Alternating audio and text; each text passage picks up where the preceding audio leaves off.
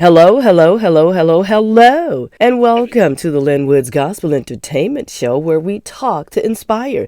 Please like, comment, follow, and subscribe. You can download for free, and you can subscribe for free too, forgot to tell you that, so that you never ever miss an episode of this uplifting, encouraging, and inspiring show. My guest today is recording artist, entrepreneur, philanthropist, songwriter, actress, former member of the multi-platinum selling female group, that's a mouthful, Xscape, and woman of faith, LaTocha Scott Bibbins. But you know what, folks? We just call her simply LaTocha. Now, LaTocha's, you love it, love it, love it. Y'all, did y'all know that LaTocha's got over 400,000 followers on Instagram alone? That's a wowie.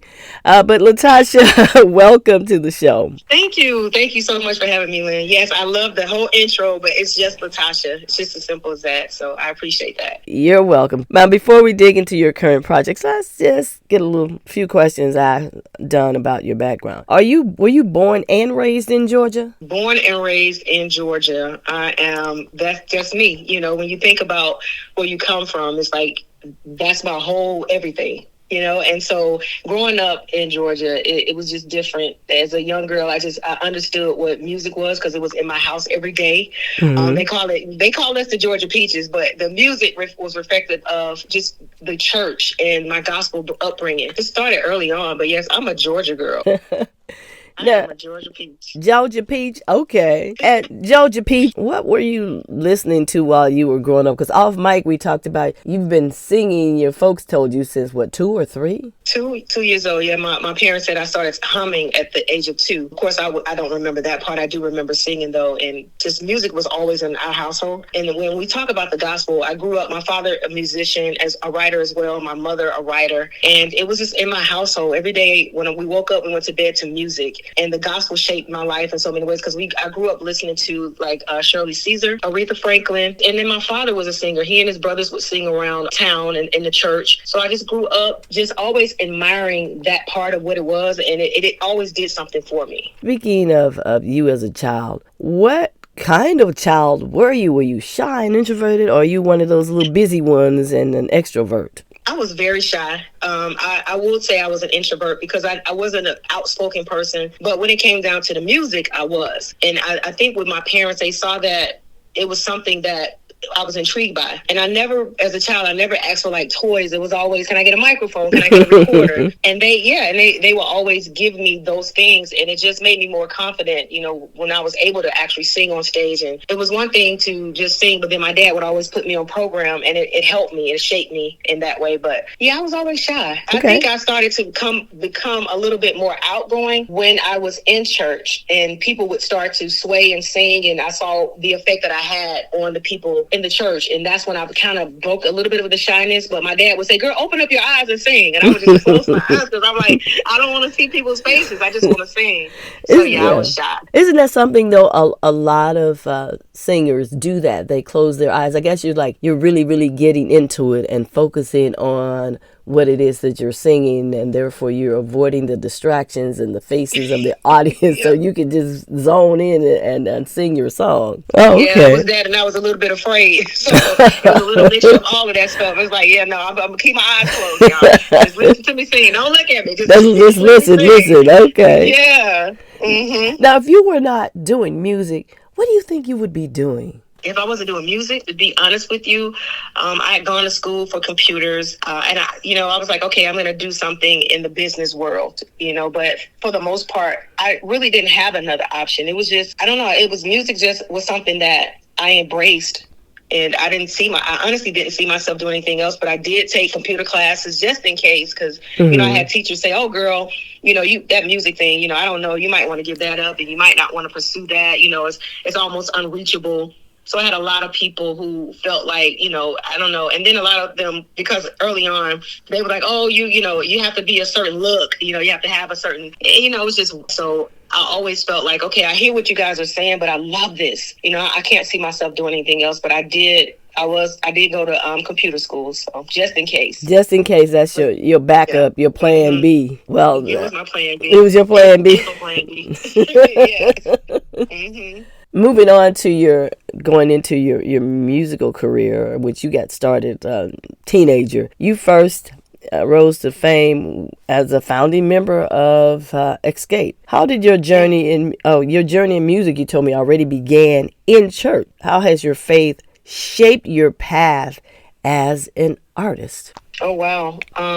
Well, I'll just say being in the music industry, it was always a whirlwind. But I know for a fact that my faith has kept me. You know, when you experience success, there's a lot of temptation and distraction. Mm-hmm. But I just always made sure that I stayed true to my values.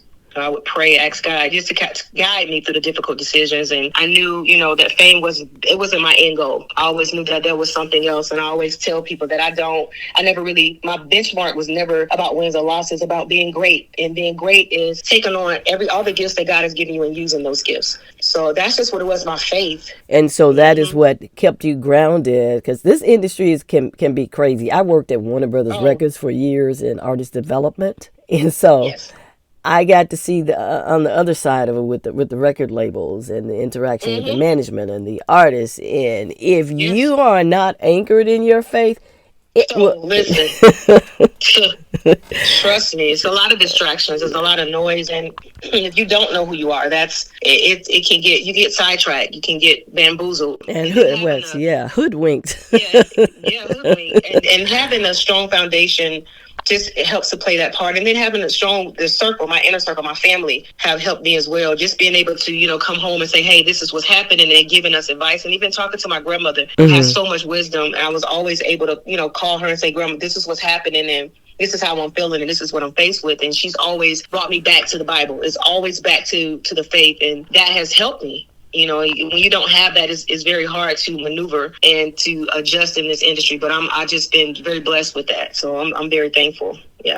Amen. Now, as a member of Xscape, you all put out hits like, Just Kicking It, Understanding, Who Could I Run To? And your faith, you said it influenced, how did it influence your journey going through the Xscape's rise to fame? And how did you stay grounded? You mentioned about your Bible, you mentioned about your grandma, because you all rose to fame pretty quickly as young girls out of Georgia, and that had to be pretty frightening. It was frightening, but I was determined to take everything that I learned and everything that was instilled within me with me. So I remember going in the studio with Jermaine. You know, he was going through crates and listening to music, and it was some music that I never listened to. Like when he first played the Jones Girls, I was like, oh my gosh, I love the harmonies. But at the same time, I told him, I said, listen, you know, we come from the church. At least I want to have a gospel song on the album. He introduced me to the Jones Girls. I introduced Jermaine to the Clark sisters.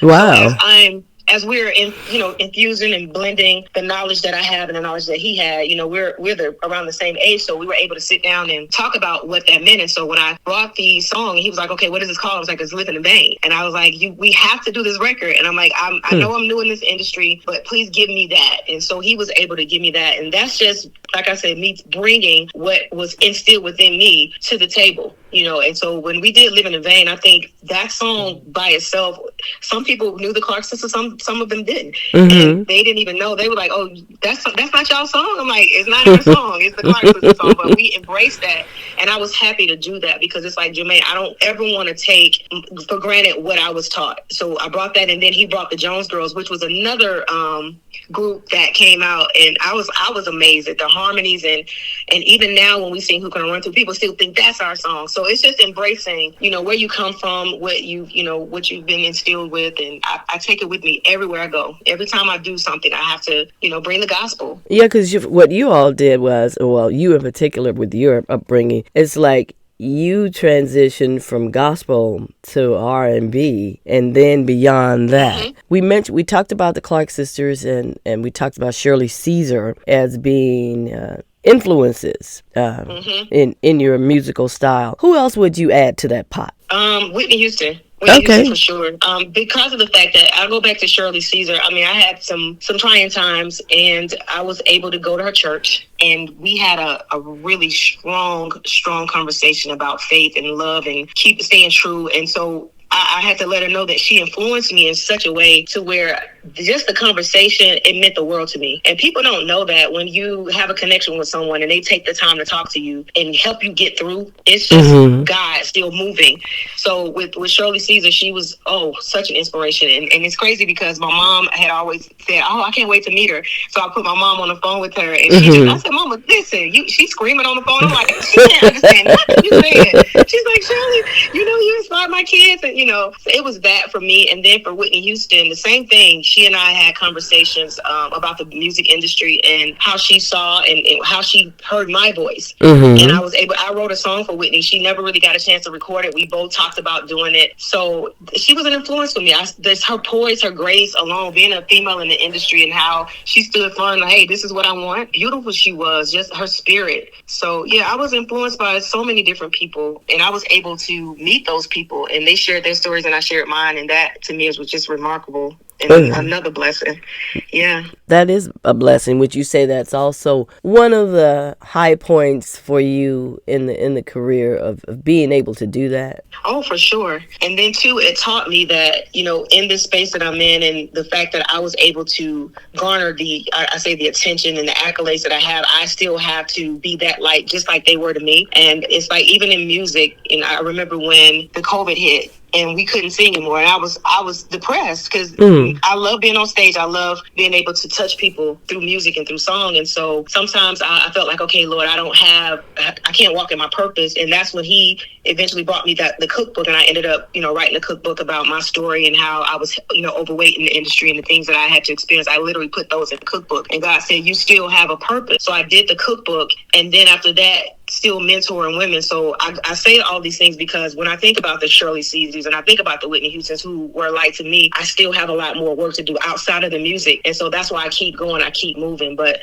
the faith, all of those things kind of go hand in hand when you think about it. But yeah, that's just my walk. And, you never know this life, how it is, and the assignment that I have in my life. I never knew I had to go through the highs and the lows. And still smile through it all. Being a female in the industry is very hard. It's not easy. And then you have to have a voice. And sometimes people expect you to do certain things. And if you don't do them, then you're called a name that, it's like, well, I'm not that. So you just have to fight through a lot of different things. And so I feel like I have to be a light and inspiration and be impactful, not just with my music, but with just my being, just being there, just showing up for people. Showing up for folks. And then I'm thinking back on what you were talking about, the different genres of music. And you've been able to blend R&B and gospel and other forms of music to come up with your own style. And you have with your solo career, you've been able to blend all of those things and bring all of those things together now, which makes each genre really, really unique. And I'm assuming that it's really meaningful to you that you can pull all these aspects and influences from these genres and pull it into you and then come out with your own unique sound. Now let's kind of morph into some of your new music projects. Now you're set to release new music as a solo artist, but I do remember, LaTocha, now, if I'm not mistaken, a few years back, didn't you have a gospel project that you were working on an EMI gospel or Motown or something, one of those labels? I put the gospel album out in 2023. Okay. So yes, it's called The Invitation, a conversation with God. And so, just going back to my roots, I know my grandmother was very adamant about, I want you to get back to the gospel because like you said before, that's where we started. And some people, when they say, well, how was it, going back, how was it transitioning from R&B? It's like, no, I transitioned I was in the gospel world. So it was important for me to, take heed to what my grandmother said and go back to what it was. But yes, I did an album in 2023. And I think even with that is when you start proclaiming, this is my faith, you're tested. There's a lot of things, and it's almost like you're targeted too. That's true. There's a lot of different things I had to endure, but that endurance has shaped me, and it's allowed me to understand that it brought me closer to God. But that album was just a reflection of my conversation that I had with Him every day. Every day, going to Him like, I'm afraid, and I would write the songs, and then, can you bring me through this? And it was questions. I asked God, like, why am I going through this? And they say don't ask Him why, but that conversation was a real conversation. And when you listen to that album, it's very heartfelt. And I have so many people who hit me in my DMs on Instagram, and they go, you helped me get through a lot of things, and I was going to commit suicide. And I thought about the fact that you said God to turn it around. So that album is therapy, not just for people, but for me as well. So yes, that album is on Motown. It's on Motown Gospel. It was on Motown Gospel. So talk to me about, before we go into some more things, talk to me about the new music that you have coming. Oh.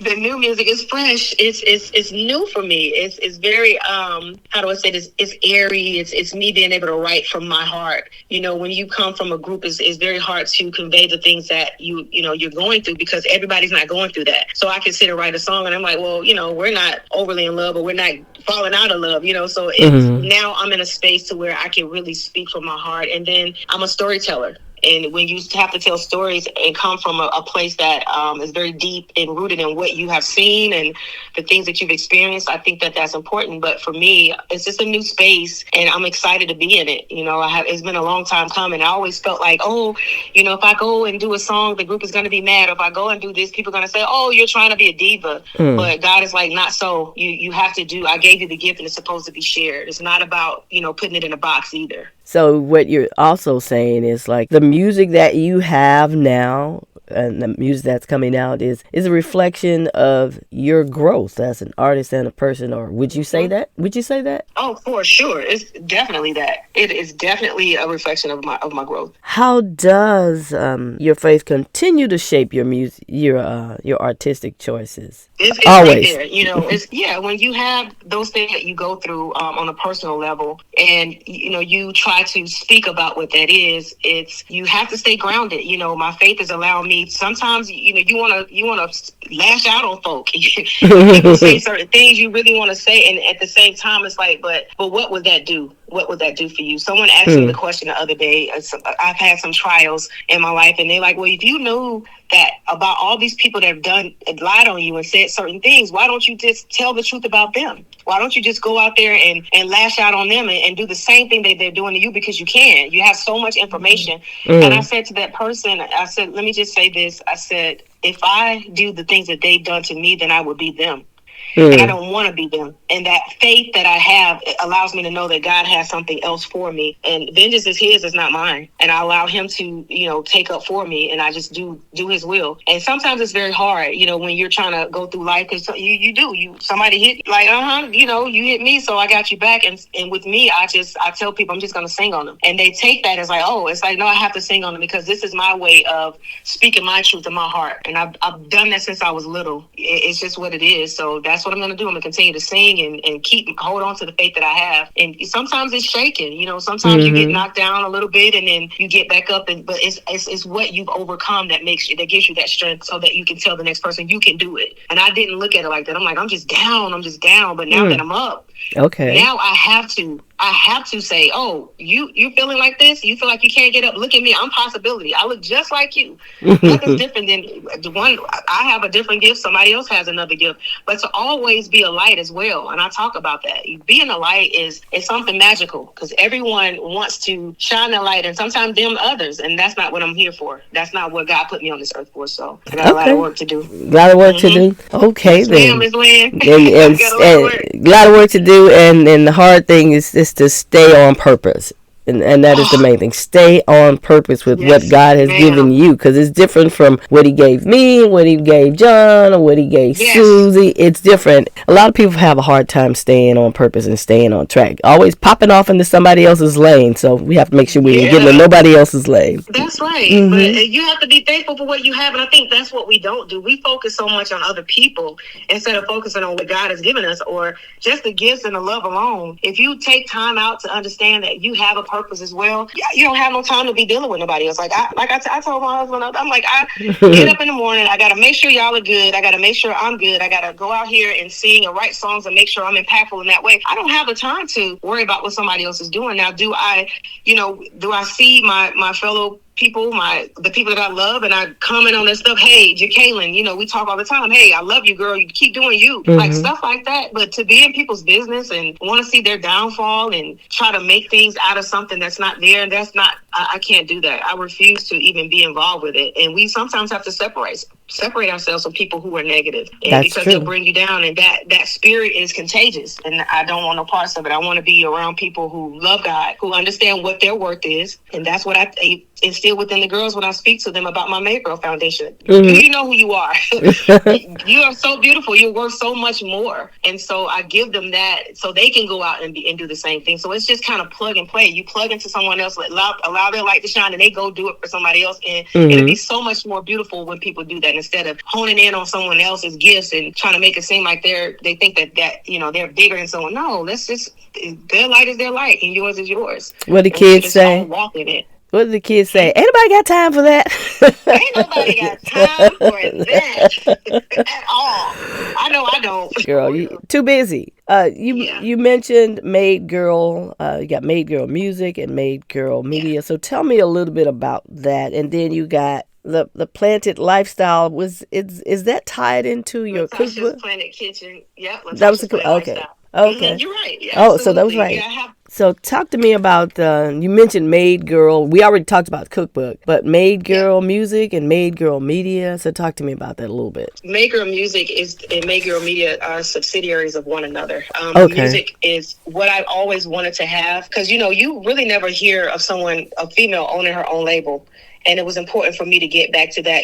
When you've been in the industry for 30 years and you've had to watch everybody else be successful off the backs and the strength of your gift, and you don't get half of what you deserve and with your worth, it's like, oh, wait a minute. So I said, I'm going to sign myself to myself. I want my own label. And that's what I did. I created a label, Made Girl Music, and I signed myself I put my album out on my label. And then just being a light for other women who are inspired in music to say, oh, I can do that too. But even signing artists is what I want to do moving forward. So just allow me to have that platform to do that so I can teach as I go along, because it's hard to learn about the industry when you're not really in it. And because I've done it so much, I can say to a person who I sign, listen, this is how this goes. And they will believe it. It's faith. It's like, you're walking by faith, I walk by faith, this is how we're going to do this. So just providing that platform, and the media, all that stuff is all intertwined, where you do videos and you're able to learn about the business in its entirety, the staging and lighting and the engineering space. It's so much that comes along with it. So but that was important for me to allow females to have a voice in this lane. So would you say that is part of a legacy that you want to set forth? Oh yes, ma'am. Being impactful. Okay. Being a resource. Oh yeah, being a resource and letting people know that, you sometimes you get hit, you get up and you keep going and you make better decisions and you make a way for not just for yourself, but you have that, be that bridge for others. So that definitely is my legacy of healing and being impactful for people. Okay, LaTocha. Now before we go, tell me what are your final words of advice for aspiring artists? Well, if I have any advice to give aspiring artists, it would be to be true to who you are. Know who you are, because this business can chew you up and spit you out if you don't know. And know what your values are and stay true to your values, because people can come in and say, try this and do that. But when you know what your values are, you won't be sidetracked in that way. You'll say no. And every situation that people throw your way is not always for you. So pray about it, but stay true to you. Because if you don't know who you are, then that's a battle that you're going to have to face moving forward. But if you know that what you can accept and you know your values, then you're in a safe place. Amen. Because if you don't know who you are, other folks will tell you who you are, and that's not really what you want. No. And they'll try to shape you into someone you're not, and then later on it's a disaster. So that's the advice that I would give. Just know who you are. Just know who you are. So finally, LaTocha, where can people find you on social media? I keep everything simple. Facebook, all of the things is I am LaTocha. That's it. It's LaTocha. I am LaTocha. I am LaTocha. Well, I am LaTocha. This is Lynn Woods, and I thank you so much for your time today. I really appreciate you and for all the advice that you've given out today and all the inspirational tidbits. I hope our audience picks up on, because they're really, really, really good, and they come from your heart, and I can feel it coming from the heart and from the spirit, and hopefully that is what will be received from the heart, from the spirit, to the heart, to the spirit. Absolutely. And thank you so much for just having this platform for me to speak my truth and for me to touch others. That's all I want to do. So thank you, Lynn. I appreciate you. Oh, you're welcome. Now, audience, friends, I want to thank you for joining us once again today. I really, really do appreciate your support. Please subscribe to this show so that you never, ever miss an episode. It's uplifting, encouraging, and inspiring content. And you know what else? You can download for free. Now, if you'd like to connect with me, Lynn Woods, you can find me on X at Lynn Woods, LINWOODS, or Facebook or LinkedIn at Lynn, LIN Woods, WOODS, or Instagram or TikTok at Lynn Woods 96. This has been the Lynn Woods Gospel Entertainment Show, where we talk to inspire. I'm Lynn. God bless.